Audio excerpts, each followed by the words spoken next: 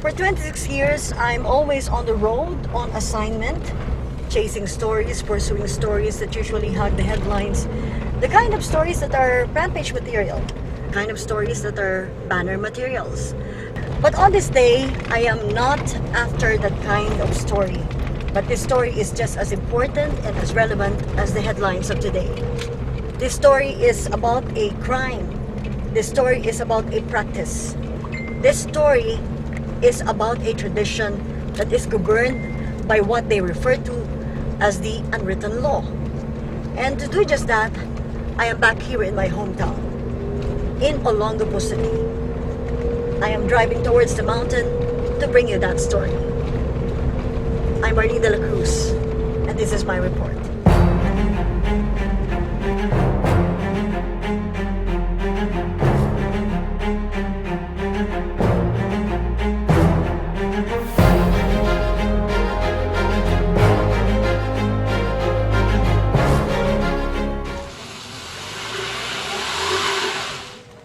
Ang kabundukang ito ay bahagi ng Old Cabalan sa lungsod ng Olongapo.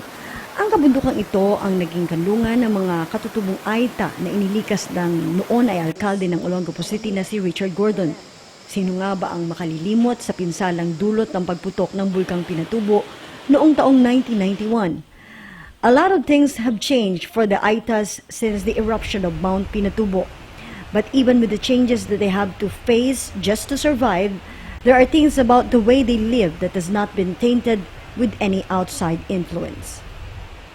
Kinailangan kong muling umakyat ang bundok para ibahagi sa inyo ang isang kwento na matagal ko nang nadidinig.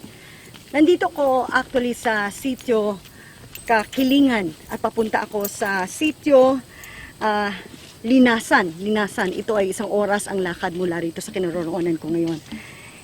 Ewan ko kung maniniwala kayo na may mga grupo ng tao na hanggang sa ngayon pinag-uugnay, binibikis, pinagtitibay at pinalalakas pa nga ng isang batas na hindi nasusulat. Nahulog po siya. Yung tubig ko po. Nahulog din si Sir. Mabilis din ang 1 oras na paglalakad kung marami kang kasama. Mga katutubong Aita rin ang naging gabay namin sa pag-akyat sa bundok. Hindi ako nilayuan ni Fernando sa pag-akyat sa bundok. Dating taga-Butolan sa Zambales si Fernando. Pero mula nung pumutok ang Pinatubo, dito na siya nanirahan kasama ang kanyang pamilya. Ayun po yung kubo ko, madam. Ayun ang kubo mo. Ayun sa taas, madam. Sa Yung taas. nakita. Anong tinatanim mo ron? Mga kon, madam. Mga nyug, madam. Oo, mga nyug. Mga saging, madam. Tapos yung saging sa mo binibenta? Ay, dyan sa Olongapo. Sa Olongapo. Kaunting akyat pa at nasa sitio Linasan na kami. Sumalubong sa amin doon ang magpinsang sina Trolly at Conchita. Magandang araw po. Ako po si Arlene de la Cruz ng Inquirer po. Kayo po si Truly. Truly. Kayo po si Conchita. Salamat po sa pagtanggap niyo sa amin dito. Kararating namin sa sitio Linasan nang biglang bumuhos ang ulan. The origins of the Aitas to this day remains a mystery in the study of anthropology and archaeology. In fact, there are many theories as to their history and origins.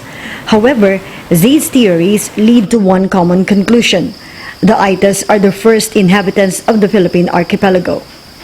Hindi na kami nag-aksaya pa ng panahon na tinanong na namin sila tungkol sa bahagi ng kanilang kultura na ang payak na kahulugan o tanging katumbas ay palit-ulo. Madugo ang palit-ulo, ngunit ito anila ang garantya ng kapayapaan sa kanilang mga Aita. There's only one way to exact or get justice for the death of a loved one, and that is the death of the killer himself or herself, or the death of someone close to the killer. Someone important to that person. The Aitas refer to it as hagiling ulo, an eye for an eye. Kung buhay ang iyong kinuha, buhay din ang kabayaran. Isang halimbawa ang kwento ng pagpatay kay Maria Gonzales ni Omel Romualdo.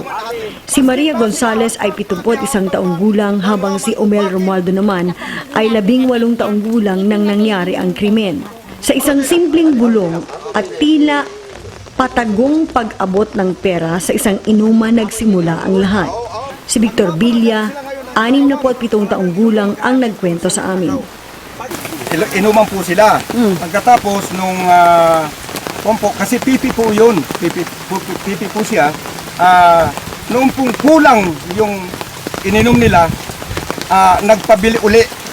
Ngayon, madam, nung pagkakuha nung 100 piso, sabi nung asawa nung pinatay ay tama na kasi nakainom na kayo. Ngayon, ang mali, madam, nitong nagbigay ng pira dahil pipi nga, hindi niya naintindihan yung pag-abot, pinadaan po dito sa likod, akala niya ibang motibo ng parang may silos na dala yun.